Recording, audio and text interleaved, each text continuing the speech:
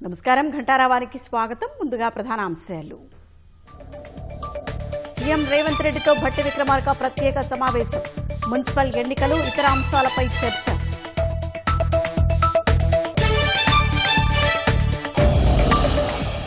Party ఏర్పాటుపై కవిత కీలక ప్రకటన. ప్రక్రియ 3 నెలల్లో పూర్తయ్యే అవకాశం ఉందని స్పష్టీకరణ.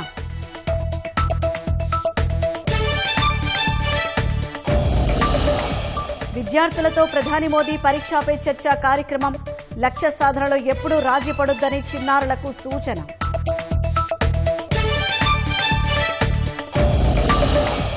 మహారాష్ట్రలోని గడ్చిరోలి జిల్లాలో భీకర ఎన్కౌంటర్. కాల్పులో 3 నక్సలైట్లు, 1 పోలీసు అధికారి మృతి.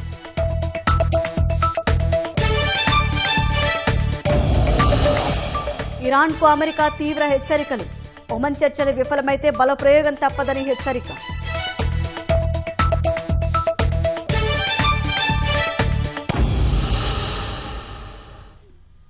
ప్రజాపాలన ప్రగతి బాట కార్యక్రమంలో భాగంగా ఇవాళ సీఎం రేవంత్ రెడ్డి నిజామాబాద్ జిల్లాలో పర్యటించనున్నారు. 700 కోట్ల రూపాయలతో పలు అభివృద్ధి కార్యక్రమాలకు శంకుస్థాపన చేయనున్నారు. అనంతరం డిచ్పల్లి మండలం బర్దిపూర్లో జరిగే బహిరంగ సభలో ముఖ్యమంత్రి పాల్గొననున్నారు. సీఎం రాక దృష్ట్యా పోలీసులు భారీ బందోబస్తు ఏర్పాట్లు చేశారు. మున్సిపల్ ఎన్నికల వేళ జిల్లాల్లో సుడిగాలి పర్యటనలు చేస్తున్న సీఎం రేవంత్ రెడ్డి ఇవాళ నిజామాబాద్ జిల్లాకు రానున్నారు. సుమారు 700 కోట్ల రూపాయలతో 3 ఇంటిగ్రేటెడ్ పాఠశాలలు, వ్యవసాయ కళాశాల, తెలంగాణ వర్సిటీలో పలు భవనాల నిర్మాణం తదితర పనులకు శంకుస్థాపనలు చేయనున్నారు. అనంతరం బర్దిపూర్ శివారులో నిర్వహించనున్న బహిరంగ సభలో ముఖ్యమంత్రి పాల్గొనున్నారు. సీఎం సభలో సుమారు 50,000 మంది పాల్గొనేలా ఏర్పాట్లు చేశారు.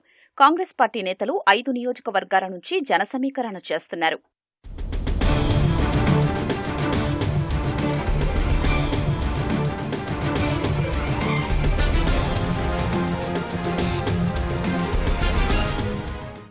సభాస్థలిని కలెక్టర్ ఇలా త్రిపాఠి, సిపి సాయి చైతన్య పరిశీలించారు. సీఎం పర్యటనకు ఎలాంటి లోటుపాట్లకు తావు లేకుండా కట్టుదిట్టమైన ఏర్పాట్లు చేయాలని అధికారుల్ని ఆదేశించారు. సభాస్థలి ప్రాంగణం, హెలీప్యాడ్, వాహనాల పార్కింగ్ల వద్ద ఇబ్బంది లేకుండా జాగ్రత్తలు తీసుకోవాలని సూచించారు. కాంగ్రెస్ పరిపాలన పట్ల ప్రజలు సంతృప్తిగా ఉన్నారని పీసీసీ అధ్యక్షుడు మహేష్ కుమార్ పేర్కొన్నారు. రాష్ట్రంలో శాంతి, అభివృద్ధిని కోరుకుంటున్న ప్రజలంతా మున్సిపల్ ఎన్నికల్లో కాంగ్రెస్ పార్టీకి పట్టం కట్టాలని ఆయన కోరారు.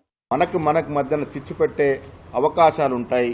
గతంలో జరిగినట్టు సంఘటనలు ఉన్నాయి. క్షణిక ఆవేశాలకు లోనవద్దని, తప్పుడు ప్రచారాలు నమ్మవద్దని, వాస్తవాలు తెలుసుకునే వరకు నిర్ణయం చేయకూడదని, ప్రశాంతమైనటువంటి నిజామాబాద్ పట్టణాన్ని ఇదే ప్రశాంతత వాతావరణంలో ఎన్నికలు జరుపుకుందామని, అభివృద్ధి కావాలి కాబట్టి, అభివృద్ధి ఇచ్చినట్టు పార్టీ కాంగ్రెస్ పార్టీ కాబట్టి అందరూ కూడా కాంగ్రెస్ పార్టీని ఆశీర్వదించాల్సిందిగా నేను ఈ సందర్భంగా మనవి చేస్తా ఉన్నాను. ఈ నెల 8న సీఎం రేవంత్ రెడ్డి భూపాలపల్లి నియోజకవర్గంలోని కొడవటంచ శ్రీ లక్ష్మీ నరసింహస్వామి ఆలయంలో వివిధ అభివృద్ధి పనులకు శంకుస్థాపనలు, ప్రారంభోత్సవాలు చేయనున్నారు. దీంతో ఆలయంలో జరుగుతున్న వివిధ అభివృద్ధి పనులు, హెలీప్యాడ్, పార్కింగ్ తదితర అంశాలపై ఎమ్మెల్యే గండ్ర సత్యనారాయణరావు పరిశీలించారు. చెల్పూర్లో జరిగే భారీ బహిరంగ సభకు నియోజకవర్గంలోని అన్ని గ్రామాల నుంచి పెద్ద సంఖ్యలో కాంగ్రెస్ నేతలు, వివిధ అనుబంధ సంఘాల నాయకులు, అభిమానులు, ప్రజలు తరలిరావాలని ఆయన కోరారు. మున్సిపల్ ఎన్నికల్లో ప్రచారాన్ని హోరెత్తిస్తున్న బీజేపీ నేడు ఎన్నికల మేనిఫెస్టోను విడుదల చేయనుంది. మధ్యాహ్నం 3 గంటలకు బీజేపీ రాష్ట్ర కార్యాలయంలో అధ్యక్షుడు రామచంద్రరావు విడుదల చేయనున్నారు. పురపాలికల్లో బీజేపీని గెలిపిస్తే అవినీతి రహిత పాలన, పన్నులు పెంచకుండా అభివృద్ధి చేస్తామని మేనిఫెస్టోలో హామీ ఇస్తున్నట్లు పార్టీ వర్గాలు తెలిపాయి. పారిశుద్ధ్యం, తాగునీరు, కేంద్ర ప్రభుత్వ పథకాలు అమలు చేయడం వంటి అంశాలు ప్రధానంగా పొందుపరిచినట్లు సమాచారం. ఎన్నికల ప్రణాళికతో ప్రజలను మరింత ఆకట్టుకునేందుకు సిద్ధమైంది.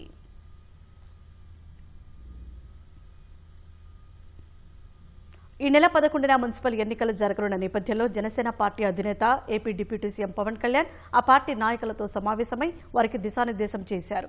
అభ్యర్థుల బలాబలాలు అవలంబించాల్సిన విధానాలపై సుదీర్ఘంగా చర్చించారు. బీజేపీ అభ్యర్థులు ఉన్న చోట వారితో కలిసి సమన్వయం చేసుకుని ముందుకు వెళ్లాలని నేతలకు సూచించారు. 7, 8 తేదీలలో జనసేన పార్టీ అభ్యర్థులకు, అలాగే బీజేపీ పార్టీకి మద్దతుగా ఎన్నికల ప్రచారంలో పాల్గొంటారని పవన్ తెలియజేశారు.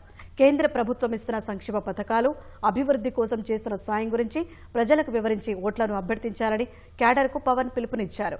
Party Telangana in charge Shankar Goud, party ఉపాధ్యక్షుడు బొంగునూరి మహేందర్ రెడ్డి, ప్రధాన కార్యదర్శి రామ్తల్లూరి, ఖమ్మం జిల్లా మున్సిపల్ కోఆర్డినేటర్ మిర్యాల రామకృష్ణ సహా పలువురు ముఖ్య నేతలు పాల్గొన్నారు.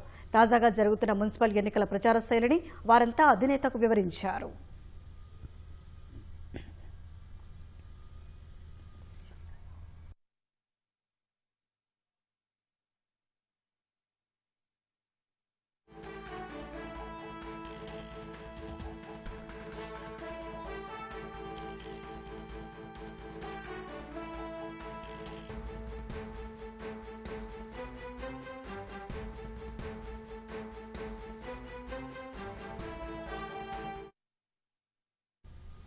పేరు గొప్ప ఊరు దిబ్బ అన్న చందంగా మారింది నిజామాబాద్ నగరపాలక సంస్థ పరిస్థితి.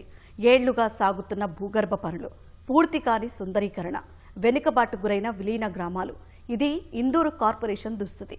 కోట్ల నిధులు మంజూరైనా క్షేత్రస్థాయిలో అభివృద్ధి కనిపించడం లేదు. మున్సిపల్ ఎన్నికల వేళ నగర అభివృద్ధిపైనే ప్రధానంగా చర్చ సాగుతోంది. అధికార పార్టీ అభివృద్ధి అంశాలే ప్రచారాస్త్రాలుగా మార్చుకొని బరిలోకి దిగుతోంది. ప్రధాన ప్రతిపక్షంగా ఉన్న బీజేపీ మన ఇందూరు మన మేయర్ అనే నినాదంతో ముందుకెళ్తోంది.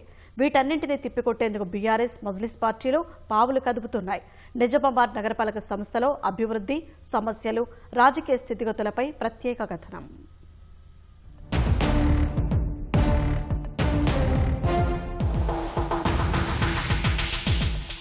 నిజామాబాద్లో కార్పొరేషన్ ఎన్నికల వేళ రాజకీయం వేడెక్కింది. 1931లో నిజామాబాద్ మున్సిపాలిటీ ఏర్పడినా పాలకవర్గం లేకపోగా కార్యదర్శి హోదాలో అధికారి పనిచేసేవారు. 1952లో తొలిసారి మున్సిపాలిటీకి ఎన్నికలు జరిగాయి. 1959లో మొదటి గ్రేడ్ మున్సిపాలిటీగా, 1987లో రెండో గ్రేడ్, ఆ తర్వాత 2005 మార్చిలో 50 డివిజన్లతో నగరపాలక సంస్థగా అప్గ్రేడ్ అయింది. అప్పుడు జరిగిన ఎన్నికల్లో కాంగ్రెస్ నుంచి తొలి మేయర్గా మాజీ మంత్రి డి శ్రీనివాస్ కుమారుడు ధర్మపురి సంజయ్ ఎన్నికయ్యారు. 2014లో జరిగిన రెండో ఎన్నికల్లో తొలి మహిళా మేయర్గా ఆకుల సుజాత పీఠాన్ని అధిష్ఠించారు. 2019లో నగరానికి సమీపంలోని 10 గ్రామ పంచాయతీలను కార్పొరేషన్లో విలీనం చేశారు. ఆ తర్వాత 2020లో జరిగిన పురపోరులో బీఆర్ఎస్ 13, బీజేపీ 28, కాంగ్రెస్ 2, మజ్లిస్ 16, ఇతరులు 1 స్థానంలో గెలుపొందారు.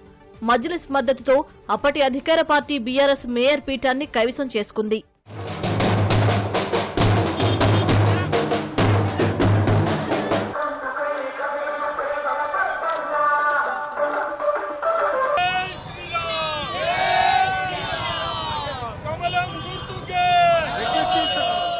అరవై డివిజన్లు ఉన్న నిజామాబాద్ నగరపాలక సంస్థలో మొత్తం 3,48,051 మంది ఓటర్లు ఉన్నారు. ఈసారి మేయర్ పదవి జనరల్ మహిళకు రిజర్వ్ అయింది. ఇక ఓటర్లను ఆకట్టుకుని మేయర్ పీఠం దక్కించుకోవాలని ప్రధాన పార్టీలు తీవ్రంగా యత్నిస్తున్నాయి. కాంగ్రెస్, మజ్లిస్ పరస్పర అవగాహనతో ఉన్నాయనే చర్చ సాగుతూ ఉండగా ఈ రెండు పార్టీలను ఎదుర్కొనేందుకు బీజేపీ వ్యూహాలు రచిస్తోంది. మన ఇందూరు మన మేయర్ నినాదంతో ఓటర్లను ఆకట్టుకునే ప్రయత్నం చేస్తోంది. 10 ఏళ్లలో చేసిన అభివృద్ధి పనులే అజెండాగా బీఆర్ఎస్ ప్రజల్లోకి వెడుతోంది. కాంగ్రెస్ ఎన్నికల్లో ప్రకటించిన 6 గ్యారంటీల అమలు తీరు, ప్రభుత్వ వైఫల్యాలు ఎండగట్టేందుకు ప్రతిపక్షాలు సిద్ధమవుతున్నాయి. ఎప్పటికే మజ్లిస్ స్థానిక సమస్యల పరిష్కారానికి కృషి చేస్తామంటూ ప్రచారంలో దూసుకుపోతుంది. ఎట్టి పరిస్థితుల్లోనూ కార్పొరేషన్పై కాంగ్రెస్ జెండా ఎగురవేస్తామని పీసీసీ అధ్యక్షుడు మహేష్ కుమార్ ధీమాగా చెబుతున్నారు. అభివృద్ధి, సంక్షేమ పథకాలు ఓట్ల రూపంలో మారుతాయంటున్నారు. ఈసారి స్థానిక ఎమ్మెల్యే, ఎంపీ ఉండటంతో అధిక స్థానాల్లో బీజేపీ అభ్యర్థులను గెలిపించుకునేందుకు బీజేపీ సర్వశక్తులు ఒడ్డుతోంది. విజయం సాధించి మేయర్ పీఠం కైవసం చేసుకుంటామని ఎంపీ అరవింద్ విశ్వాసం వ్యక్తం చేస్తున్నారు. నిజామాబాద్ మున్సిపల్ కార్పొరేషన్ కాంగ్రెస్ జెండా ఎగరవేస్తాము. ఇంత ధీమాగా ఎందుకు చెప్తా ఉన్నానంటే 10 ఏళ్ల బీఆర్ఎస్ పాలనలో అన్ని వర్గాల వారు, మహిళలు, యువకులు, నిరుద్యోగులు, పారిశ్రామికవేత్తలు, వ్యవసాయదారులు అందరూ కూడా విపరీతమైన వివక్షకు గురైన సంగతి మనం మర్చిపోలేము. ఆనాడు పెద్దలు డి శ్రీనివాస్ గారు ఉన్నప్పుడు కార్పొరేషన్లో జరిగి మేయర్ సీటు కైవసం చేసుకున్నాం. ఇవాళ ఇదే నిజామాబాద్ నగరాన్ని మంచి మెజారిటీతో గెలిచి కాంగ్రెస్ జెండా ఎగరవేస్తాం. స్వచ్ఛమైన అడ్మినిస్ట్రేషన్ని ఇందూరు మున్సిపాలిటీలో తీసుకొని వద్దాం. ఇవాళ యూజీడీ పని అయితే లేదంటే, ఇవాళ డ్రైనేజ్ సిస్టమ్ కానీ, రోడ్లు కానీ, క్లీన్లీనెస్ కానీ, హైజీన్ కానీ ఇవన్నీ కూడా అధోగతి పాలన అయిందంటే కేవలం అవినీతి వలనే అయింది. అన్ని వార్డులలో బీజేపీ అభ్యర్థులని పెద్ద మెజార్టీతోటి గెలిపించాల్సిందిగా నేను మనస్ఫూర్తిగా కోరుతా ఉన్నా. ఏ కార్పొరేటర్ కూడా ఏ వార్డులో కూడా నయా పైసా కరప్షన్ చేయకుండా చూసే బాధ్యత నాది. ఇదివరకు ఎవరైనా పొరపాట్లు అయ్యి ఉంటే చేసిన వాళ్ళని అయిన వాళ్ళని వాళ్ళని ఎక్కడ పెట్టాలనో పార్టీ అక్కడ పెడుతుంది. నిజామాబాద్ నగరాన్ని వేధిస్తున్న ప్రధాన సమస్య డ్రైనేజీ. ప్రతి కాలనీలో భూగర్భ మురుగు కాలువల నిర్మాణానికి 2008లో శ్రీకారం చుట్టగా 2009లో సర్వే చేపట్టి పనులు పూర్తి చేశారు. దాదాపు 246 కోట్ల వ్యయంతో మురుగునీటి వ్యవస్థ రూపుదిద్దుకున్నా అది ఎప్పటికీ వినియోగంలోకి రావట్లేదు. పనుల్లో జాప్యం, నిధుల కొరతతో ఏళ్లుగా ఇంటింటికి కనెక్షన్ ఇవ్వలేని పరిస్థితి నెలకొంది. ఫలితంగా మురుగునీరు పాత కాలువల్లోనే పొంగి పొర్లుతోంది. ఇక వర్షాకాలం వస్తే డ్రైనేజీలు పూర్తిగా నిండి రోడ్లపైనే మురుగొచ్చి చేరుతోంది. పురపాలక పరిధిలోని విలీన గ్రామాలు సరైన రహదారులు, డ్రైనేజీ లేక ఇబ్బందులు పడుతున్నాయి. వివిధ మండలాల్లో భాగంగా ఉన్న 10 గ్రామ పంచాయతీలను నిజామాబాద్ పురపాలికలో విలీనం చేశారు. దీంతో పల్లెల ప్రగతి పరుగులు పెడుతుందనుకున్నా ఆ మేరకు అభివృద్ధి కనిపించడం లేదు. పురపాలికలో కలవక ముందు గ్రామంలోనే సమస్యలను పరిష్కరించుకునేవారు. ప్రాధాన్యం మేరకు నిధులు కేటాయించుకునేవారు. అయితే ఇప్పుడు సమస్యలను పట్టించుకునే నాథుడే కరువయ్యారని స్థానికులు వాపోతున్నారు. ప్రధాన ఘట్టమైన నామినేషన్లు ఉపసంహరణ పూర్తి కావడంతో రాజకీయ పార్టీలన్నీ ప్రచారంలో దూసుకెళ్తున్నాయి. దీంతో కార్పొరేషన్ పరిధిలో రాజకీయాలు వేడెక్కాయి. ఏదేమైనా మేయర్ పీఠాన్ని దక్కించుకోవాలని విశ్వప్రయత్నం చేస్తున్నాయి. కామారెడ్డి జిల్లా జుక్కల్ నియోజకవర్గం బిచ్కుంద మున్సిపాలిటీలో బీఫామ్ పొందిన హన్మవ్వ ఇప్పుడు రాజకీయ వర్గాల్లో చర్చనీయాంశంగా మారింది. బిచ్కుంద మున్సిపాలిటీలో మొత్తం 12 వార్డులో 63 మంది బరిలోకి దిగారు. వారిలో 1వ వార్డు నుంచి పోటీ చేసిన గోనె హన్మవ్వకు బీఫామ్ దక్కింది. హన్మవ్వ భర్త 40 ఏళ్లు కాంగ్రెస్ పార్టీ కార్యకర్తగా సేవలందించి ఇటీవల మృతి చెందాడు. ఆయన సేవలను గుర్తించిన జుక్కల్ ఎమ్మెల్యే తోట లక్ష్మీకాంతారావు హన్మవ్వకు టికెట్ ఇప్పించారు. దళిత కుటుంబానికి చెందిన హన్మవ్వ పూరి గుడిసెలో జీవనం సాగిస్తున్నారు. పేదరికం వెంటున్నా ప్రచారంలో మాత్రం ముందున్నారు. నామినేషన్ వేసేందుకు కూడా డబ్బులు లేని ఈమెకు ఎమ్మెల్యే లక్ష్మీకాంతారావు అన్నీ తానై నడిపిస్తున్నారు. ఆమె తరపున ఎన్నికల ఖర్చును భరిస్తూ ప్రచారంలో పాల్గొని తన ఉదారతను చాటుకున్నారు. జుక్కల్ ఎమ్మెల్యే చేస్తున్న ఈ కృషిని పలువురు అభినందిస్తున్నారు. ఇస్నాపూర్ ఎన్నికల ప్రచార సభలో మాజీ మంత్రి హరీష్ రావు మాట్లాడుతున్నారు. ప్రత్యక్ష ప్రసారం ద్వారా చూద్దాం. మన కాళ్ళ చేతులలో అందుబాటులో ఉండే వాళ్లకు మన భవిష్యత్తు బాగా చూసుకుంటే వాళ్ళకు ఓటేసుకోవాలి. కొందరు మాటలు చెప్పేటోళ్ళు ఉంటారు, కొందరు పనిచేసేటోళ్ళు ఉంటారు. ఇలా మాటలు ఎవరి చేతలు ఎవరియో చూసుకోవాలన్నా వద్దా? ఇప్పుడు కేసీఆర్ గారు ఉన్నప్పుడు 200 రూపాయలు ఉన్న పెన్షన్ 2000 చేస్తా అంటే చేసిండా లేదా? కేసీఆర్ ఉన్నప్పుడు 2000 ఒకటే నెల గెలవంగానే మళ్ళా నెలకెళ్ళి 2000 ఇచ్చిండా లేదా? మరి ఇదే కాంగ్రెస్ ఆయన రేవంత్ రెడ్డి ఏమన్నాడు? చెల్లె 4000 చేస్తా అని బాండ్ పేపర్ మీద రాసిచ్చిండా? సంతకాలు పెట్టిండ్రు, ఒట్లు పెట్టిండ్రు, ప్రామిసరీ నోట్ రాయించిండ్రు. మైన్ చెప్తే నమ్మతలేరని ఇక సోనియా గాంధీతో చెప్పించిండ్రు, రాహుల్ గాంధీతో చెప్పించిండ్రు. నమ్మటట్లేరని ఇక ఢిల్లీ నుంచి గల్లీ దాకా చెప్పారు. మరి అయినాయా 4000? అయిందా అమ్మా? మరి ఇప్పటికి ఎన్ని నెలలు అయింది? అంతమందికి పెన్షన్ వస్తుందా? కూర్చొని లేపక కానీ మీ ఆయనకు వస్తుంది. అయితే 4000 అందరూ ఎగబెట్టినరా లేదా? మరి ఇప్పుడు ఎన్ని నెలలు అయింది గవర్నమెంట్ వచ్చి? 2 ఏళ్ల మీద 2 నెలలు అయింది, అంటే 26 నెలలు అయిపోయింది. నిజంగా 4000 పెన్షన్ వస్తే 26 నెలలు అంటే ఎంత పోయినట్టు? మనకు 52,000 రూపాయలు ప్రతి అవ్వకు తాతకు పోయినట్టే కదా. 52,000 కాంగ్రెస్ వాళ్ళు లుక్సాన్ చేయలేదా? అదే కేసీఆర్ గెలిస్తే 4,000 అవుతుండే, 52,000కి పడుతుండే. నమ్మినందుకు ఆగమైపోయింది. అయిందా లేదా? ఆలోచన చేయండి. అట్లే మీ బిడ్డ పెండ్లైతే కేసీఆర్ 1,116 ఇస్తా అంటే ఇచ్చిండా? బరాబర్ 1,116 వచ్చిందా లేదా? కళ్యాణ లక్ష్మి, షాదీ ముబారక్. రేవంత్ రెడ్డి ఏం చేసిండు? ఇక అంత ఆడోళ్ళంతా కేసీఆర్ దిక్కే ఉన్నారనుకొని ఏమన్నాడు? ఇక 1,00,000 కాదు, నేను గెలిస్తే తులం బంగారం కలుపుతా అన్నాడు. కలిపిండా? బంగారం ఇచ్చుడేమో గాని 80,000 తులం పోయి 1,60,000 తులం అయిందట. అంతేనా? డబుల్ ఇచ్చుడు లేదు కానీ ధర మాత్రం డబుల్ అయిపోయింది. అయిందా లేదా? మా కళ్యాణ లక్ష్మి చెక్ అని వస్తుందా సక్క? ఇప్పుడు కేసీఆర్ ఉన్నప్పుడు పెళ్లి అయినాక నెల లోపల 2 నెలల్లో వచ్చు. ఇప్పుడు పిల్ల పుట్ట కూడా వస్తలేదు. ఇంకా పిల్ల పుట్టినాక కూడా కళ్యాణ లక్ష్మి చెక్కులు బంద్ అయిపోయినాయి. తులం బంగారం దేవుడెరుగు ఇచ్చే చెక్కు కూడా బంద్ అయిందా లేదా? ఆలోచన చేయండి. ఇది మోసమేనా కాదా? మూడో మాట, మీ బిడ్డ కాన్పుకు పోతే పటాన్ చెరువులో ఎంత మంచి దవాఖాన కట్టించినాం, సంగారెడ్డిలో ఎంత మంచి దవాఖాన కట్టించినాం. బిడ్డ సంగారెడ్డి దవాఖానకు పోతే స్కానింగ్ మిషన్ పెట్టిన నేనే, అప్పుడు హెల్త్ మినిస్టర్ ఉంటే స్కానింగ్ మిషన్ పెట్టినాం, పరీక్షలు చేసినాం. బిడ్డను బండిలో ఎక్కించకపోయి కాన్పు చేసి తల్లి కన్నం పెట్టి బిడ్డ కన్నం పెట్టి కేసీఆర్ కిట్ ఇచ్చి తల్లిని పిల్లని తెచ్చి ఇస్నాపూర్ కాడ ఇంటికాడ దించినమా లేదా? దించినమా లేదా? మరి రేవంత్ రెడ్డి వచ్చిండు, కేసీఆర్ కిట్టు మాయం బంద్ పెట్టిండు. కేసీఆర్ కిట్ బంద్ పెట్టిండా లేదా? ఇప్పుడు దవాఖానలో పోతే మందులు లేవు, సూదులు లేవు, అంత ఆగమైపోయింది.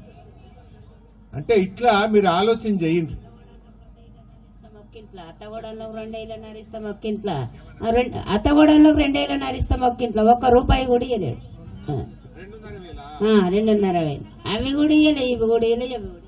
ఇప్పుడు ఏం పేరు మనకేమంటుంది, అత్తగూడలకు 2,500 ఇస్తాం, అత్తగూడలకు 2,500 ఇస్తామని తిరిగిర్రు.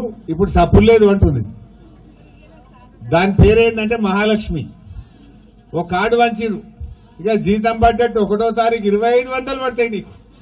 2,500 నీ అకౌంట్లో పడతానే ఉంటాయని అత్తకు ఇస్తాం, కోడలికి ఇస్తాం.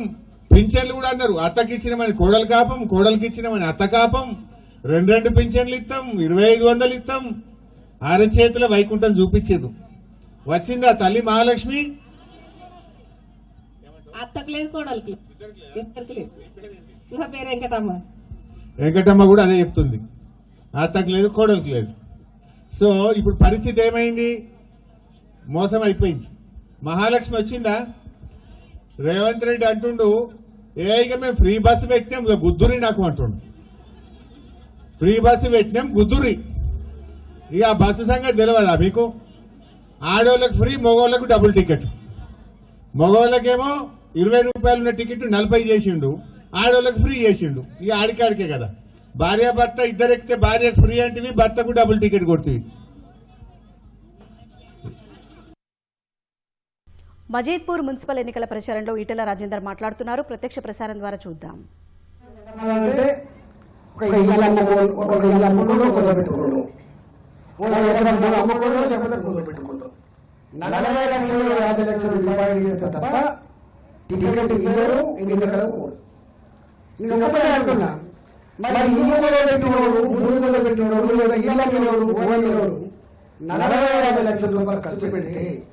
మళ్ళీ ఆయన మదర్సేవ చేస్తారా, ఆయన కోసం పనిచేస్తారా ఆలోచించుకోమని చెప్పి నేను కోరుతున్నాను. నాలుగు రూపాయలు ఖర్చు పెట్టమని. అందుకే నేను చెప్పిన ఈ నగరాగిరి ప్రజల కాలు మొదలుపెట్టే పండుగ పీకే సర్వీస్ చేస్తానని చెప్పి నేనే చెప్పిన. నేనేం పైసలు వేయలేదు. ఎట్లుంటారు జనం చూడండి. నేను గెలిపించాను. కానీ ఈ కౌన్సిల్ ఎన్నికల్లో మీరే పట్టుబట్టి పట్టుబట్టి ఇస్తారంటే మాత్రం తీసుకోకుండా ఉండరు. గుర్తుపెట్టుకోండి, వాళ్ళు పిచ్చగాళ్ళు కాదు, ఈ చుట్టూ పిచ్చగాడు, ఓట్ల పిచ్చగాడు. వీడు పైసలు తీసుకుంటారు పిచ్చగాడు కాదు సుమా, ఓట్ల కోసం డబ్బులు ఇచ్చేవాడు పిచ్చగాడు, వాడు పిచ్చగాడు. ఇవాళ రెండవది కాంగ్రెస్ పార్టీ. వాళ్ళు చెప్పి మాట్లాడమని కాంగ్రెస్ పార్టీ ఎన్ని హామీలు ఇచ్చింది, ఎందుకు అమలు చేయట్లేదు? ఏ భూమిలో ఒకటే మాట్లాడుతున్నారు, ఇంకా వాడని సంగతి అంటారు. చెప్పండి, ₹2,500 ఇస్తానని చెప్పలేదు, ఇచ్చిన ఒక్కమైనా కన్నా చెప్పండి. 6,000 తీసుకుంటున్నారని చెప్పి కొనిచ్చిన చెప్పండి. కళ్యాణ లక్ష్మిలో ₹1,00,000 చెప్పి ఇచ్చిందా? మీ చదువుకున్న పిల్లలకి నవంబర్ వచ్చేంత వరకు 4,000 రూపాయలు ఇస్తానని చెప్పి ఇచ్చిందా? ఇవాళ ఆడపిల్లైనా మగపిల్లలైనా చదువుల కోసం తల్లి మీద తండ్రి మీద భారం పడకుండా 5 లక్షల రూపాయల చొప్పున చదువుకునే విద్యార్థిని కాదిస్తానని చెప్పి ఇచ్చిందా? ఇవాళ 4,000 పెన్షన్ ఉన్నాడు, 6,000 పెన్షన్ ఉన్నాడు. ఏ ఒక్కరికైనా 4,000 పెన్షన్ వచ్చిందా? 6,000 పెన్షన్ వచ్చిందా? పెన్షన్ పెంచకపోవా భర్తలు చనిపోయిన ఆడపిల్లలకు కొత్త పెన్షన్ రాలి, భర్తలు వదిలిపెట్టిన సింగిల్ ఉమెన్ ఒంటరి మహిళలకు పెన్షన్ రాలి. మధ్యలో రోడ్డు మీద యాక్సిడెంట్ అయితే జీవచావల్లో పడి ఉంటే తన భర్తల బతికోవడం కోసం కూలి పని కూడా వాళ్ళు పని చేసుకొని పిల్లలను ఉపవాసం పెట్టుకొని పెన్షన్ కోసం కూర్చొని వాళ్ళకి పెన్షన్ రాలి. హ్యాండిక్యాప్డ్ పెన్షన్ లేదు, ఒంటరి మహిళ పెన్షన్ లేదు, 60 సంవత్సరాల వృద్ధులకు పెన్షన్ లేదు. ఇవాళ భర్తలు చనిపోయినటువంటి కుటుంబాలకు కూడా ఆడపిల్లలకు కూడా పెన్షన్ లేవు. ఎవరైనా అడుగుతున్నారా? ఏమని చెప్పాడు? డబ్బుకు గొడవలేదు, డబ్బుకు గొడవలేదు. ఒక్కొక్క తులు నమ్ముకుంటే 40,000 కోట్లు 50,000 కోట్లు చెప్పిన మనిషి ఎవరు? రేవంత్ రెడ్డి గారు చెప్పాడు. రేవంత్ రెడ్డి గారు చెప్పాడు. ఇప్పుడు ఏమంటే ఆయన నన్ను కోసినా 1 రూపాయలు అంటాడు ఆయన, నన్ను కోసినా 1 రూపాయలు అంటాడు ఆయన. కేసీఆర్ లలిత బిల్లులని చెప్పి వచ్చినా కానీ ఉత్తర చిప్ప చేతికి కేసీఆర్ చెప్పాడు. అంటే తెలంగాణకు ఉత్తర చిప్ప చేతికిచ్చింది బీఆర్ఎస్ పార్టీ. ఇవాళ అది నమ్మించి మోసం చేసి అధికారంలో కాంగ్రెస్ పార్టీ. మల్లారెడ్డి గారి గురించి నేను చెప్పలేను, ఎందుకంటే పేరు తీసుకోవద్దు. మాట్లాడుకోవాలంటాడు. నన్ను ఓటేసి గెలిపించిన ప్రజల నా చేతులు ఏమీ లేదు, నేను అధికారం లేదు, నా పార్టీ లేదు, ఇంకొక 3 ఏళ్ళ దాకా నన్ను ఏమీ అడగంటని చెప్పే వ్యక్తి మల్లారెడ్డి గారు. నేను మల్లారెడ్డి గారి పార్టీని అడుగుతున్నా, నీ మనుషులు పోటీ చేస్తున్న పార్టీ వాళ్ళు సపోజ్ గెలిచిన అనుకో 1 రూపాయలు పని చేస్తారా? మల్లారెడ్డి గారే నా గవర్నమెంట్ లేదు, నేను 1 రూపాయలు చేయలేనని చెప్పి చెప్తున్నా మల్లారెడ్డి గారు. మల్లారెడ్డి గారు పెట్టిన పార్టీ అభ్యర్థికి ఓటేస్తే ఆయన 1 రూపాయలు పని చేస్తారా? 5 రూపాయల పిల్లలు పనిచేయడు. ఆయన అంటాడు, అరే నేనేం చెప్తానా, నా అధికారం లేదు, రేవంత్ సర్కారు కాంగ్రెస్ పార్టీకి నేను బీఆర్ఎస్ పార్టీ అని చెప్తాను తప్ప రూపాయలు పని లేదు. మరి చేతిలో ఏమేమి బీఆర్ఎస్ పార్టీకి ఓటు వేద్దామా? ఇవాళ మోసం చేసిన కాంగ్రెస్ పార్టీకి ఓటు వేద్దామా? మొన్న మీరు గెలుపుకున్న భారతీయ జనతా పార్టీ అభ్యర్థిగా అందరూ పనితే చేసి పెట్టే బిడ్డకు ఆయన మద్దతు ఇచ్చినటువంటి పార్టీ మీద ఓటేద్దామా తెలుసుకోమని చెప్పి మేము విజ్ఞప్తి చేస్తున్నాను. మీరు ఆలోచించుకోండి. ఇవాళ మా వాళ్ళకు డబ్బులు లేకపోవచ్చు, మా వాళ్ళు డబ్బులు నమ్ముకున్నాడు కాదు, మా వాళ్ళు ప్రజలు నమ్ముకున్నాడు, మా వాళ్ళు ధర్మాన్ని నమ్ముకున్నాడు, మా వాళ్ళు శ్రమ నమ్ముకున్నాడు. పిలిస్తే బిడ్డలాగుంటారు, పిలిస్తే పరికి బిడ్డలాగుంటారు. పురపాలిక ఎన్నికల నగారా మోగడంతో ఉమ్మడి ఖమ్మం జిల్లాలోని పురపాలికల్లో రాజకీయ వేడి రాజుకుంటోంది. పట్టణ ఓటర్ల నాడి పట్టేందుకు ప్రధాన పార్టీలు చెమటోడుస్తున్నాయి. అభ్యర్థుల ఎంపిక నుంచి రెబెల్స్ తలనొప్పుల వరకు అన్ని ప్రధాన పార్టీలకు సవాల్గానే మారాయి. స్థానిక రాజకీయ పరిస్థితులకు అనుగుణంగా ఇప్పటికే ప్రధాన పార్టీల మధ్య పొత్తుల ఎత్తులు కొలిక్కిరాగా ఒక్కో మున్సిపాలిటీలో ఒక్కో విధంగా రాజకీయ సమీకరణాలు ఉన్నాయి. ఉభయ జిల్లాల నుంచి కొత్తగా పురపాలికలు ఆవిర్భవించడంతో తొలిసారి ఎన్నికలు జరుగుతున్న బల్దియాల్లో పాగా వేయడంపై ప్రధాన పార్టీలు ప్రత్యేక దృష్టి సారిస్తున్నాయి. మొత్తంగా 7 పురపాలికల్లో ఎన్నికల పోరు రసవత్తరంగా మారుతోంది. రాష్ట్రంలో ఎక్కడా లేని విధంగా ఉమ్మడి ఖమ్మం జిల్లాలోని పురపాలికల్లో రాజకీయ సమీకరణాలు తెరపైకి వచ్చాయి. ఖమ్మం జిల్లాలోని 5, భద్రాద్రి కొత్తగూడెం జిల్లాలోని 2 బల్దియాల్లో పుర ఎన్నికల సమరం ఆద్యంతం ఆసక్తి రేపుతోంది. కొత్తగా మున్సిపాలిటీలుగా ఆవిర్భవించిన ఏదులాపురం, కల్లూరు మున్సిపాలిటీలకు తొలిసారి ఎన్నికలు జరుగుతున్నాయి. పాలేరు నియోజకవర్గంలో ఏదులాపురం మున్సిపాలిటీని 12 గ్రామ పంచాయతీలు కలిపి ఏర్పాటు చేశారు. మొత్తం 32 వార్డులుగా విభజించగా ఓటర్లు 45,256 మంది ఉన్నారు. ఇక్కడ సాధారణంగా వేసవి కాలంలో కొన్ని కాలనీల్లో తాగునీటి కష్టాలుంటాయి. శివారు కాలనీల్లో మిషన్ భగీరథ పైప్లైన్ వ్యవస్థ సక్రమంగా లేక స్థానికులు ఇబ్బందులు పడుతున్నారు. మున్నేరు వరద ప్రభావిత ప్రాంతాలకు ఏటా వరదలతో నానా కష్టాలు తప్పడం లేదు. ఈసారి పురపాలక చైర్పర్సన్ పదవి ఎస్సీ మహిళకు రిజర్వ్ అయింది. ప్రధానంగా కాంగ్రెస్, బీఆర్ఎస్ మధ్య పోటీ ఉండగా సిపిఐ, సిపిఎం సైతం సత్తా చాటేందుకు కృషి చేస్తున్నాయి. బీఆర్ఎస్, టీడీపీ, సిపిఎం పొత్తులతో కలిసి ఎన్నికలకు వెళ్తున్నాయి. కాంగ్రెస్, సిపిఐ మధ్య పొత్తు కుదురుతుందని భావించినా చివరికి ఎవరికి వారే పోటీ చేస్తున్నారు. మంత్రి పొంగులేటి శ్రీనివాసరెడ్డి సొంత నియోజకవర్గమైన పాలేరులో తొలి మున్సిపాలిటీగా ఏదులాపురం అవతరించడంతో ఎలాగైనా ఇక్కడ పాగా వేయాలని మంత్రి పట్టుదలతో ఉన్నారు. ప్రత్యేక సర్వేల ద్వారా అభ్యర్థుల ఎంపికను ఖరారు చేశారు. మాజీ ఎమ్మెల్యే కందాల ఉపేందర్ రెడ్డి, బారాస ఎమ్మెల్సీ తాత మధుసూదన్ బారాస అభ్యర్థులకు మద్దతుగా విస్తృత ప్రచారం చేస్తున్నారు.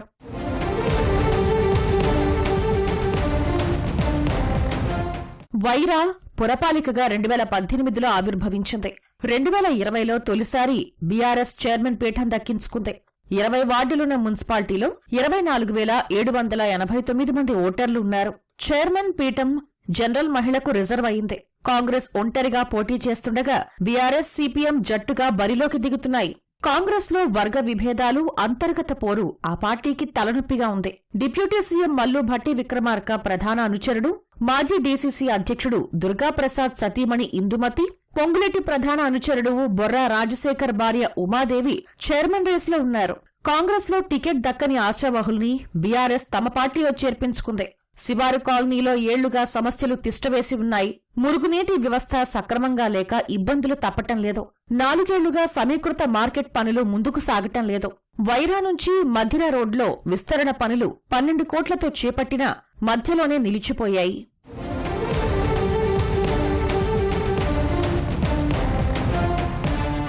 రెండు 2018లో మున్సిపాలిటీగా ఆవిర్భవించిన మధిరకు ఇప్పటివరకు 2 సార్లు ఎన్నికలు జరగ్గా చైర్మన్ పీఠాన్ని బీఆర్ఎస్ దక్కించుకుంది. ఉప ముఖ్యమంత్రి మల్లు భట్టి విక్రమార్క ప్రాతినిధ్యం వహిస్తున్న నియోజకవర్గంలోని బల్దియా కావడంతో ఆయన ప్రత్యేక నజరు పెట్టారు. నోటిఫికేషన్కు ముందే బల్దియా అభివృద్ధికి పెద్ద ఎత్తున నిధులు తెచ్చి అభివృద్ధి పనులకు శ్రీకారం చుట్టారు. మొత్తం 22 వార్డుల్లో సుమారు 25,000 పైచిలుకు ఓటర్లు ఉన్నారు. చైర్మన్ పీఠాన్ని గెలుచుకుని ఉప ముఖ్యమంత్రికి బహుమతిగా ఇవ్వాలని కాంగ్రెస్ నేతలు ప్రతిష్టాత్మకంగా తీసుకుని ప్రచారం సాగిస్తున్నారు. ఇక్కడ కాంగ్రెస్, టీడీపీ, బీఆర్ఎస్, సిపిఎం పొత్తులతో పోటీ చేస్తున్నాయి. జనసేన ఒంటరిగా 5 స్థానాల్లో బరిలోకి దిగింది. పట్టణంలో అంతర్గత రోడ్ల విస్తరణ ఇంకా జరగాల్సి ఉంది. భూగర్భ డ్రైనేజీ వ్యవస్థ కోసం గుంతలు తవ్వటంతో అంతర్గత రహదారులు అధ్వానంగా తయారయ్యాయి. శివారు కాలనీలకు వర్షాకాలంలో ముంపు సమస్య తప్పటం లేదు.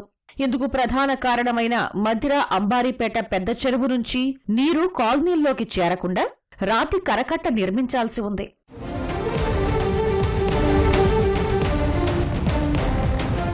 రెండు 2018లో సత్తుపల్లి పురపాలికగా ఆవిర్భవించింది. తొలిసారి బీఆర్ఎస్ చైర్మన్ పీఠాన్ని కైవసం చేసుకోగా తాజాగా రెండోసారి ఎన్నికలు జరుగుతున్నాయి. మొత్తం 23 వార్డులు ఉండగా పట్టణ జనాభా 45,000 మంది.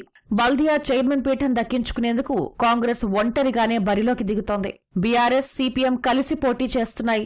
భాజపా 22 వార్డుల్లో, జనసేన 8 స్థానాల్లో అభ్యర్థులను నిలిపాయి.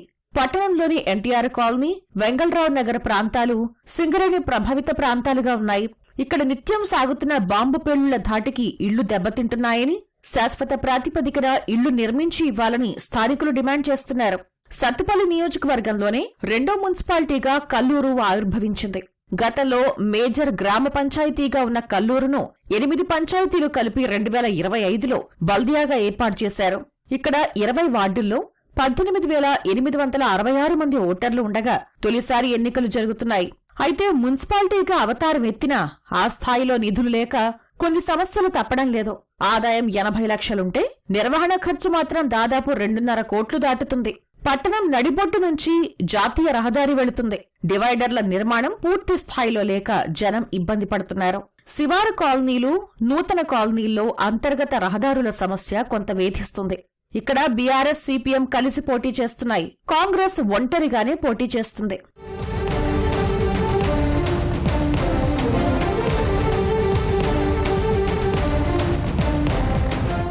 అశ్వారావుపేట పురపాలికకు కూడా తొలిసారి ఎన్నికలు జరుగుతున్నాయి. అశ్వారావుపేట, పేరాయిగూడెం, గుర్రాల చెరువు పంచాయతీలు కలిపి మొత్తం 22 వార్డులతో 2025లో పురపాలికగా ఆవిర్భవించింది. ఇక్కడ 16,850 మంది ఓటర్లు ఉన్నారు. కాంగ్రెస్ సిపిఎం కలిసి పోటీ చేస్తున్నాయి. బీఆర్ఎస్ టీడీపీ కలిసి పోటీ చేస్తున్నాయి. ఈ బల్దియాలోని శివారు కాలనీలు సమస్యల వలయంలో కొట్టుమిట్టాడుతున్నాయి. ప్రభుత్వ భూములు, గ్రామ కంఠాల్లో దశాబ్దాల క్రితమే ఇళ్లు నిర్మించుకున్న వారికి ఇప్పటికీ ఇంటి పట్టాలు లేక ఇబ్బందులు తప్పడం లేదు. పట్టణంలో మురుగునీటి వ్యవస్థ అస్తవ్యస్తంగా ఉంది. మరిన్ని అంతర్గత రహదారులు నిర్మించాల్సి ఉంది. మెరుపు కాలనీ దాదాపు 2 దశాబ్దాల క్రితం ఏర్పడినా ఇప్పటివరకు మంచినీటి వసతి సక్రమంగా లేదు. కాలనీలకు ఆనుకుని డంపింగ్ యార్డ్ ఉండడంతో దుర్వాసనతో రాత్రిళ్లు స్థానికులు ఇబ్బందులు పడుతున్నారు.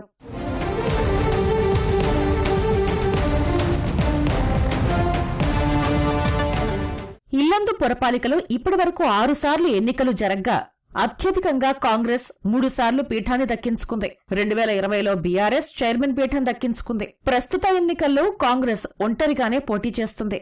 BRS, CPM, CPI, new democracy కలిసి ముందుకు సాగేందుకు సూత్రప్రాయంగా నిర్ణయించాయి. ఇక పట్టణంలో నివసిస్తున్న దాదాపు 9,000 మందికి ఇళ్లకు పట్టాలు అందించాలని దాదాపు 2 దశాబ్దాల నుంచి డిమాండున్నా పరిష్కారానికి నోచుకోలేదు. వర్షాకాలంలో బుగ్గవాగు నిండి స్థానిక కాలనీలో ఇళ్లల్లోకి వర్షపు నీరు చేరి ఇబ్బందులు పడుతున్నారు. సమస్య పరిష్కారం కోసం బుగ్గవాగు ప్రక్షాళనకు నిధులు కేటాయించినా పనుల ముందుకు సాగడం లేదు. మొత్తంగా రాష్ట్రంలో ఎక్కడా లేని పొత్తుల ఎత్తులు, రాజకీయ సమీకరణాలతో ఉమ్మడి ఖమ్మం జిల్లాలోని పురపాలికల్లో రాజకీయం రసవత్తరంగా మారుతోంది. 3 మంత్రులు ఉన్న జిల్లా కావడంతో అధికార కాంగ్రెస్ అన్ని పురపాలికలు గెలిచి క్లీన్ స్వీప్ చేయాలన్న లక్ష్యంతో శ్రేణులు ప్రయత్నాలు చేస్తున్నాయి. సీఎం రేవంత్ రెడ్డితో ఉప ముఖ్యమంత్రి భట్టి విక్రమార్క ప్రత్యేకంగా సమావేశమయ్యారు. జూబ్లీహిల్స్లోని ముఖ్యమంత్రి నివాసంలో జరిగిన సమావేశంలో మున్సిపల్ ఎన్నికలు సహా ఇతర అంశాలు చర్చకు వచ్చినట్లు సమాచారం. రాష్ట్రంలో పార్టీలో తాజా రాజకీయ పరిణామాలు, మున్సిపాలిటీల వారీగా నిర్వహించిన సర్వేల ఫలితాలు, బలహీనంగా ఉన్న చోట పార్టీ అమలు చేరిన వ్యూహాలు తదితర అంశాలపై ఇద్దరు నేతలు చర్చించినట్లు తెలుస్తోంది. ప్రభుత్వ పథకాలను గడప గడపకు చేరవేసి విస్తృతంగా ప్రచారం నిర్వహించినట్లయితే పార్టీ అంచనా వేసుకుంటున్నట్లు ఫలితాలు వచ్చే అవకాశం ఉందని సీఎం రేవంత్ రెడ్డి అభిప్రాయపడినట్టు సమాచారం.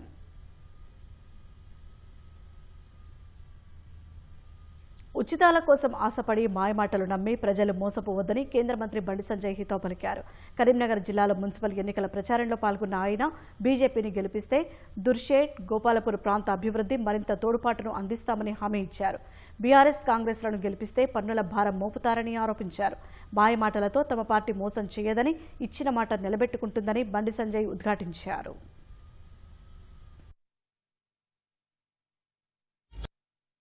ఇలా రేవంత్ రెడ్డి సార్ నాడు కాంగ్రెస్ ఉన్నారు. మీకు ఇచ్చిన 2,500 ఇవ్వలేదా, 4,000 ఇవ్వలేదా, మీకు ఇండ్లు ఇవ్వలేదా, పిల్లలకు ఉద్యోగాలు ఇవ్వలేదా?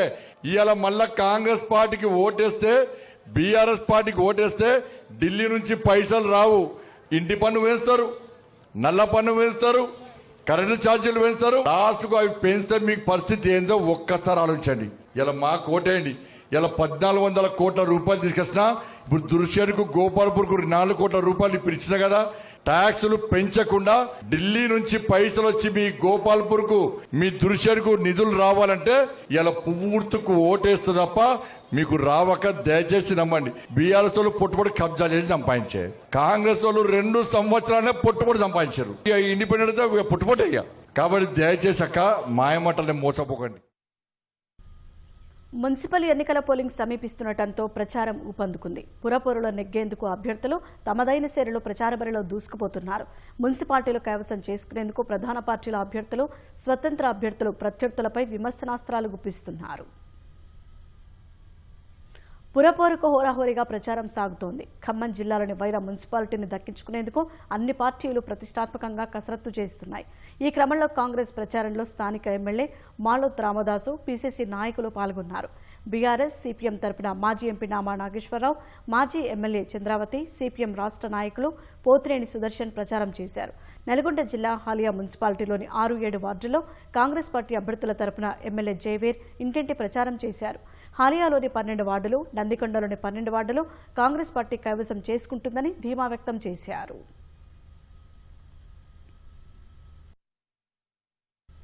పుర ఎన్నికలను సజావుగా నిర్వహించనున్నట్లు రామగుండం సిపి అంబర్ కిషోర్ ఝా పేర్కొన్నారు.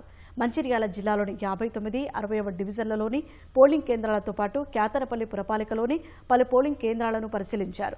ప్రజలు శాంతియుత వాతావరణంలో ఓటు హక్కును వినియోగించుకోవాలన్నారు. పోలీసులు అన్ని విధాలా అందుబాటులో ఉంటారన్నారు. ఎన్నికల నియమావళిని ఉల్లంఘిస్తే కఠిన చర్యలు తీసుకుంటామని హెచ్చరించారు. జిల్లా పరిషత్ హై స్కూల్ 5960 వార్డ్స్ కి ఇక్కడ ఓటింగ్ ఉంటది. ఇక్కడ ఉన్న అరేంజ్మెంట్ చూసుకోవడానికి నాతో సహా డీసీపీ గారు, ఏసీపీ గారు, లోకల్ SHO గారు అందరు ఉన్నాము. ఇక్కడ పబ్లిక్ కి ఏం భయం లేకుండా అన్ని విధంగా సౌకర్యం ప్రొవైడ్ చేసి పీస్ఫుల్ గా నిష్పక్షంగా ఎలక్షన్ కండక్ట్ చేయడానికి మనం సిద్ధంగా ఉన్నాం.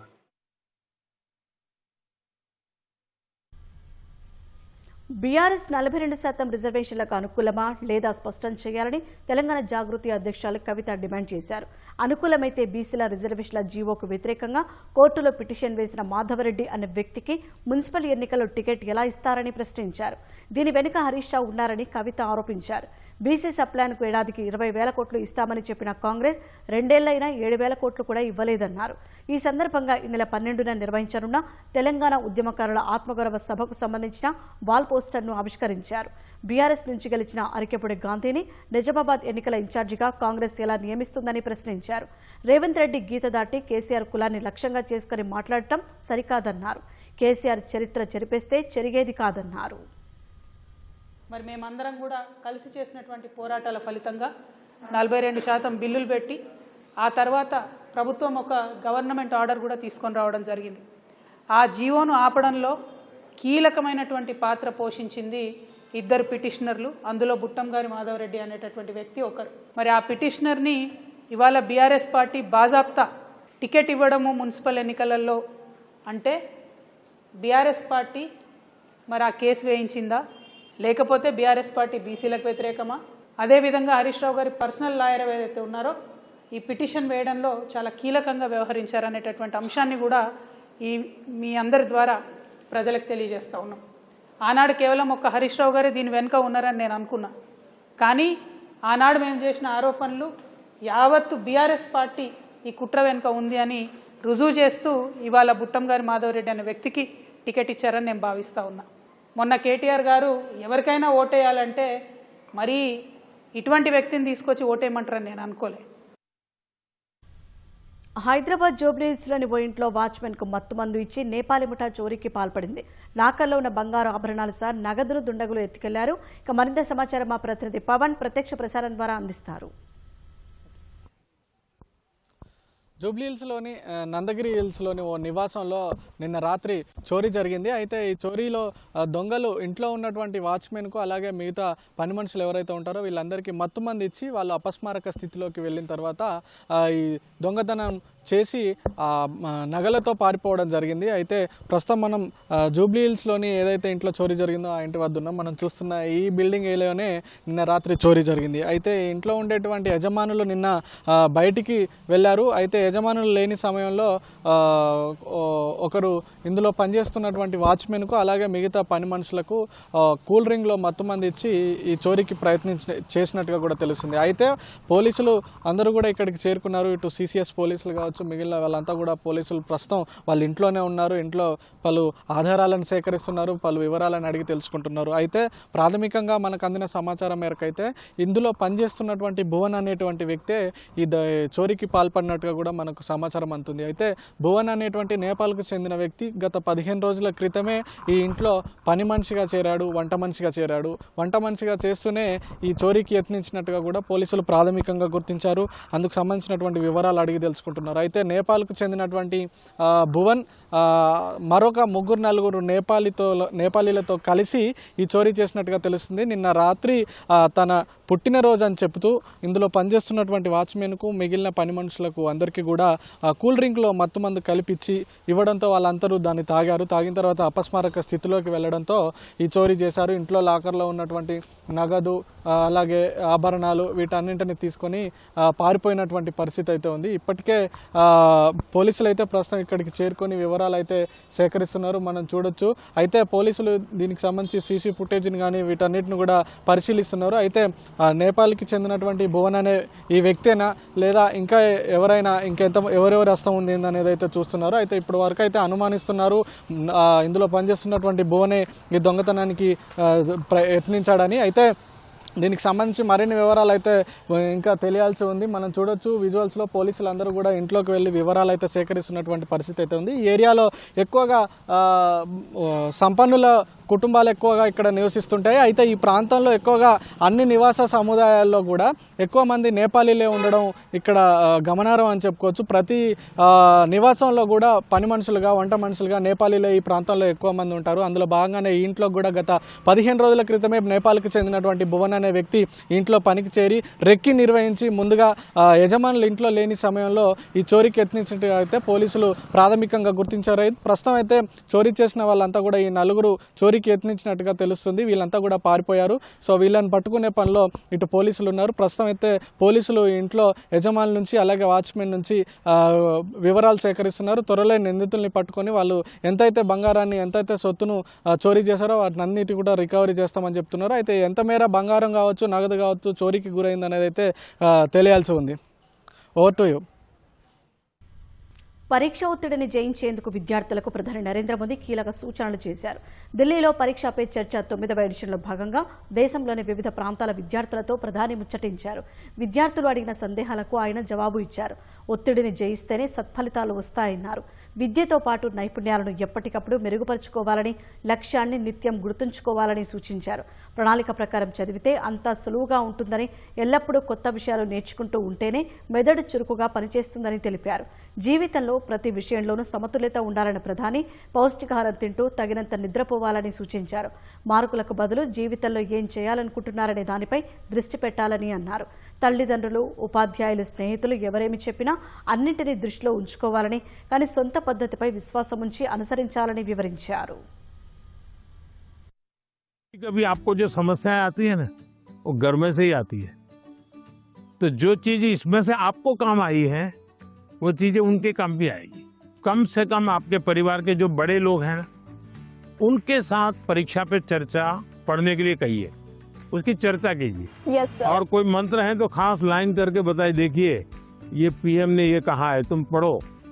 I used to be scared of low marks, but now it is my friend. अभी तुम्हारा टेंशन कम हो गया, तब कोई नई चीज सीखने का मन करता है. Yes, sir. गाना सीखूं, बजाना सीखूं, ऐसा कोई नया विचार आता है, पेंटिंग सीखूं. मान लीजिए फुटपाथ पर गरीब महिलाएं सामान बेच रही और इतने में कोई झगड़ा हो गया, तो वो गरीब महिला जिसने कभी टीवी को जवाब नहीं दिया, आपने देखा होगा वो कितना बढ़िया इंटरव्यू देती है. कैसे हुआ, क्या हुआ, कैसे हुआ, कारण क्या है? जो चीज उसने अपने अनुभव में आंखों के सामने देखा, लाग लपेट नहीं, झूठ बोलना नहीं है, तो एकदम से सरलता से वो बता देती है. ये कॉन्फिडेंस कहां से आया? सच्चाई के कारण आया. आपका भी कॉन्फिडेंस कैसे आया? उस सच्चाई से आया कि जो मैं कर रहा हूं, मैंने जो किया है, मैं जो कह रहा हूं, मैं सही कर रहा हूं. అంతర్జాతీయంగా అనిశ్చిత పరిస్థితులు కొనసాగుతున్న వేళ రిజర్వ్ బ్యాంక్ వడ్డీ రేట్లను యథాతథంగా కొనసాగిస్తూ ద్రవ్య పరపతి మధ్యంతర సమీక్షను విడుదల చేసింది. 2026-27 ఆర్థిక సంవత్సరానికి బడ్జెట్ను ప్రవేశపెట్టిన తర్వాత మొదటి ద్రవ్య పరపతి సమీక్ష ప్రకటించిన ఆర్బీఐ కేంద్ర పద్దులో ప్రకటించిన అనేక నిర్ణయాలు దేశ ఆర్థిక ప్రగతికి దోహదం చేస్తాయని తెలిపింది. ఈ నిర్ణయాలు ఆర్థిక వ్యవస్థ పటిష్టతకు బాటలు వేస్తాయని, ద్రవ్యోల్బణాన్ని అదుపులో ఉంచేందుకు దోహదం చేస్తాయని వివరించింది. జీఎస్టీ సంస్కరణలు, ద్రవ్య విధానంలో సరళీకరణలు, ప్రైవేటు రంగానికి ఊతమిస్తాయని ఆర్బీఐ అంచనా వేసింది. ఇది కార్పొరేట్ కంపెనీలు, అసంఘటిత రంగం స్థిరమైన వృద్ధికి బాటలు వేస్తాయన్న ఆర్బీఐ భారత్ EU మధ్య స్వేచ్ఛ వాణిజ్య ఒప్పందం, అమెరికాతో ఖరారైన వాణిజ్య ఒప్పందం కూడా ప్రగతికి బాటలు వేస్తాయని తెలిపింది. ఈ కారణంగా ప్రస్తుత ఆర్థిక సంవత్సరంలో 7.4% వృద్ధి నమోదవుతుందని అంచనా వేసింది. 2026-27 తొలి త్రైమాసికంలో 6.9%, రెండో త్రైమాసికంలో 7% వృద్ధి నమోదవుతుందని తెలిపింది. ప్రస్తుత ఆర్థిక సంవత్సరంలో ద్రవ్యోల్బణం 2.1% ఉంటుందని అంచనా వేసింది. 2026-27 ఆర్థిక సంవత్సరం తొలి త్రైమాసికంలో 4%, రెండో త్రైమాసికంలో 4.2% ద్రవ్యోల్బణం నమోదు కావచ్చని తెలిపింది. తదుపరి ద్రవ్య ప్రగతి సమీక్షను ఏప్రిల్ 8న ప్రకటిస్తామని వెల్లడించింది.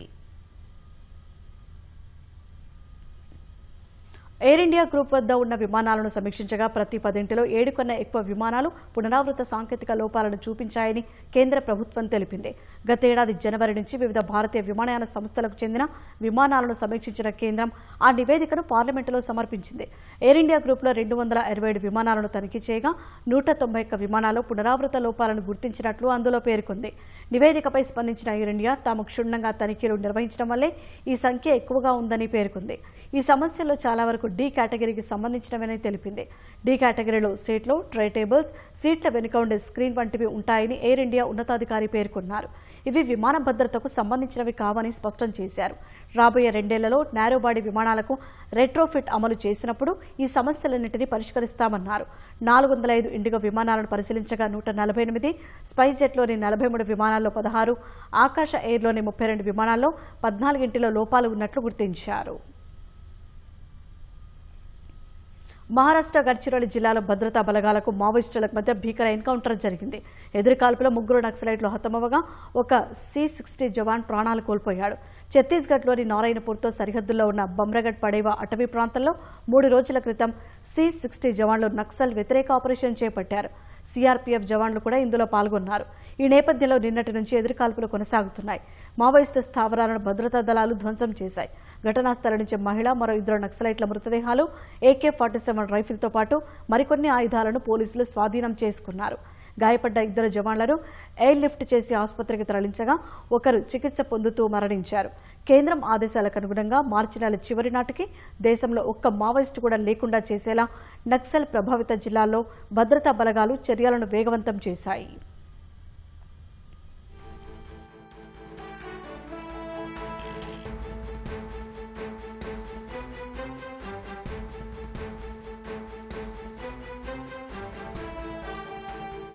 తాజాంశాన్ని చూస్తున్నాం. ఎమ్మెల్యేల అనర్హత వ్యవహారంపై విచారణను 3 వారాల తర్వాత చేపడతామని సుప్రీంకోర్టు పేర్కొంది. గతంలో ఇచ్చిన నిర్దేశాలకు అనుగుణంగా స్పీకర్ నిర్ణయం తీసుకుంటారని ఆశిస్తున్నామన్న జస్టిస్ సంజయ్ కరోల్ ధర్మాసనం, లేని పక్షంలో అప్పుడే ధిక్కరణ చర్యలపై ఆలోచిస్తామంది. ఇక మరిన్ని వివరాలు మా ప్రతినిధి అరుణ్ అడిగి తెలుసుకుందాం. అరుణ్, చెప్పండి, మీ వద్ద ఉన్న తాజా సమాచారం ఏంటి? సుప్రీంకోర్టులో ఈ రోజు మరోసారి పార్టీ ఫిరాయింపులకు సంబంధించి ఎమ్మెల్యేల అనర్హత వ్యవహారంపై విచారణ జరిగింది. ఈ కేసులో జస్టిస్ సంజయ్ కరోల్ ధర్మాసనం ఈ రోజు కీలకమైనటువంటి వ్యాఖ్యలు చేసింది. సుప్రీంకోర్టు ముందుకు విచారణ ప్రారంభం కాగానే స్పీకర్ తరపున న్యాయవాది, సీనియర్ న్యాయవాది అభిషేక్ సింఘ్వి గత నెలలో సుప్రీంకోర్టు ఉత్తర్వులు ఇచ్చిన తర్వాత చేపట్టినటువంటి చర్యలు, స్పీకర్ తీసుకున్నటువంటి నిర్ణయాలు, వాటన్నిటికి సంబంధించినటువంటి స్టేటస్ సంబంధించిన వివరాలన్నింటినీ సుప్రీంకోర్టు ముందు ఉంచడం జరిగింది.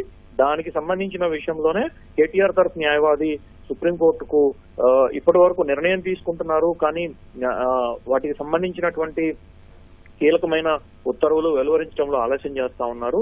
దాంతోపాటు 2 ఎమ్మెల్యేలు తమ పార్టీ తరఫున గెలిచారు. ఒకరేమో పార్టీ తరఫున గెలిచి కాంగ్రెస్ తరఫున ఎంపీగా పోటీ చేసి తిరిగి అదే పార్టీలో కొనసాగుతున్నామని చెప్పి ఇప్పుడు చెప్తున్నారు. దానికి స్పష్టమైనటువంటి ఆధారాలు ఉన్నాయి. తమ పార్టీ తరఫున గెలిచినటువంటి వ్యక్తి కాంగ్రెస్ తరఫున పోటీ చేసి తిరిగి మా పార్టీలోనే ఉన్నాను అని చెప్పేసి అబద్ధాలు చెప్తూ ఉన్నారు. ఇది స్పష్టంగా కనిపిస్తున్నప్పటికీ దానికి విచారణ పేరుతో కాలయాపన చేస్తున్నారని చెప్పి ఆరోపించారు. దాంతో పాటుగానే మరో ఎమ్మెల్యే తన కూతుర్ని కాంగ్రెస్ పార్టీ తరఫున ఎంపీగా పోటీ చేయించి కూతురు తరఫున అన్ని రకాలుగా ప్రచార కార్యక్రమాలన్నీ నిర్వహించారని, పార్టీ కార్యక్రమాలకు విరుద్ధంగా వ్యవహరించినప్పటికీ వాటికి సంబంధించినటువంటి ఆధారాలన్నీ స్పష్టంగా ఉన్నప్పటికీ స్పీకర్ ఇంకా తాత్సారం చేస్తున్నారు. దీంట్లో విచారణ జరపాల్సినటువంటి అవసరం కూడా లేనటువంటి 2 కేసుల్లో ఇంకా ఇప్పటికీ నోటీసులు ఇస్తున్నాము, విచారణ జరపాలి, అందరి వాదనలు వినాలి అనేటువంటి ప్రస్తావన తీసుకొస్తున్నారనేది విషయం తెలిపారు. అయితే ఈ వాదనల కొనసాగింపుగానే తమకు తగినటువంటి నిర్ణయం తీసుకోవటానికి స్పీకర్ కు మరో 3 వారాలు సమయం ఇవ్వాలని, ప్రస్తుతం మున్సిపల్ ఎన్నికలు జరుగుతున్నందున మున్సిపల్ ఎన్నికలకు సంబంధించినటువంటి ప్రక్రియ కొనసాగుతున్నందున అందరూ ఆ బిజీలో ఉన్నారు కాబట్టి 3 వారాల తర్వాత మేము నిర్ణయం తీసుకుంటాము, అందుకు అనుగుణంగా 3 వారాల వరకు తమకు పర్మిషన్ ఇవ్వాలని చెప్పి అభిషేక్ సింఘ్వి కోరారు. దీనికి కేటీఆర్ తరఫు న్యాయవాది అడ్డు తగిలి ప్రతిసారి ఏదో ఒక సాకు చెప్పి తప్పించుకోవాలని చూస్తున్నారు. వాళ్లే గతంలో 4 వారాల సమయం అని చెప్పారు, ఎక్కువ సమయం అడిగారు సుప్రీంకోర్టుకు, తర్వాత సుప్రీంకోర్టుకు ఒప్పుకోకపోతే 4 వారాల సమయం ఇస్తామని చెప్పారు. ఇప్పుడు మళ్ళీ వచ్చి మరో 3 వారాల సమయం ఇవ్వండి అని చెప్పని అడుగుతున్నారు. ఇదంతా కాలయాపన చేస్తున్నారు. అదే సందర్భంలో మున్సిపల్ ఎన్నికలని ఇంకొకటని ఏదో ఒక సాకు చూపిస్తూ ఉన్నారనేటువంటి విషయాన్ని కేటీఆర్ తరఫు న్యాయవాది సుప్రీంకోర్టు దృష్టికి తీసుకొచ్చారు. దీనిపైన సుప్రీంకోర్టు జోక్యం చేసుకుంటూ వాళ్ళు తీసుకున్నటువంటి స్పీకర్ తరఫున తీసుకున్నటువంటి నిర్ణయాలకు సంబంధించినటువంటి విషయంలో ఇప్పటివరకు ఏం జరిగింది అనేది స్టేటస్ రిపోర్ట్ సుప్రీంకోర్టు చెప్పమన్నది కాబట్టి చెప్పారు. దానికి అనుగుణంగా సుప్రీంకోర్టు నిర్ణయం తీసుకుంటుంది. 3 వారాల సమయం ఇస్తున్నాము, ఈ 3 వారాల్లో మిగిలినటువంటి వ్యవహారం పూర్తి చేస్తామని పాజిటివ్ వేలో నిర్ణయం తీసుకుంటారని చెప్పి మేము ఆశిస్తున్నామని, ఒకవేళ పాజిటివ్ మేనర్ లో స్పీకర్ నిర్ణయం తీసుకోవడం అంటే గతంలో సుప్రీంకోర్టు జారీ చేసినటువంటి ఉత్తర్వులకు అనుగుణంగా స్పీకర్ నిర్ణయం తీసుకోకపోతే అప్పుడే కోర్టు ధిక్కరణకు సంబంధించినటువంటి ప్రక్రియ పైన ఆలోచిస్తామని చెప్పి జస్టిస్ సంజయ్ కరోల్ ధర్మాసనం పేర్కొంది. 3 వారాల స్పీకర్ కి మరో 3 వారాల సమయం ఇస్తూ 3 వారాల తర్వాత దీనికి సంబంధించినటువంటి వ్యవహారంపై తదుపరి విచారణ చేపట్టనున్నట్లుగా జస్టిస్ సంజయ్ కరోల్ ధర్మాసనం స్పష్టం చేస్తూ విచారణను వాయిదా వేసింది. ధన్యవాదాలు అరుణ్.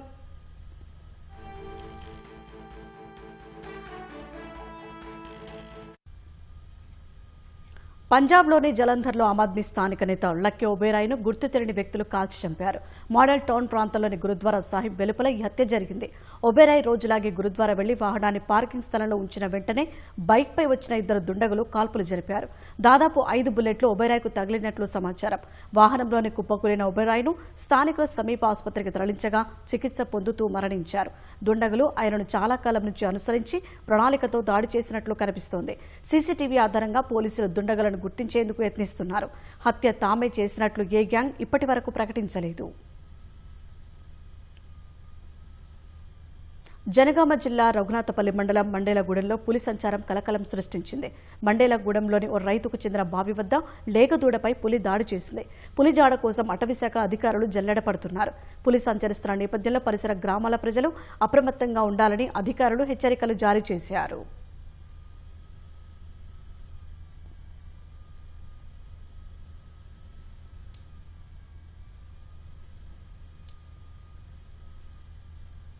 పుత్తడి పరుగులకు కాస్త బ్రేక్ పడింది. హైదరాబాద్లో బంగారం ధర స్వల్పంగా తగ్గింది. 10 గ్రాములపై 1,680 రూపాయలు తగ్గింది. 24 క్యారెట్ల 10 గ్రాముల బంగారం ధర 1,58,000గా ఉంది. 22 క్యారెట్ల 10 గ్రాముల ధర 1,39,650గా కొనసాగుతోంది. ఇవాళ వెండి ధరలు స్వల్పంగా తగ్గాయి. కిలో వెండిపై 9,000 తగ్గింది. హైదరాబాద్లో కిలో వెండి 2,60,000గా ఉంది.